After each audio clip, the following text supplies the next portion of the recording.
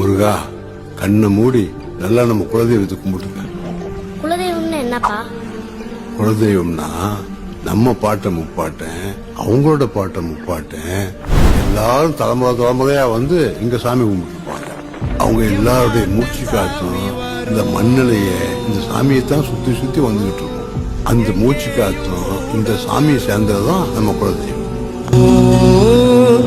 எந்தாயி தூங்க சொன்ன பாட்டு வரும், எங்கப்ப மூச்சு விட்ட காத்தும் வரும்,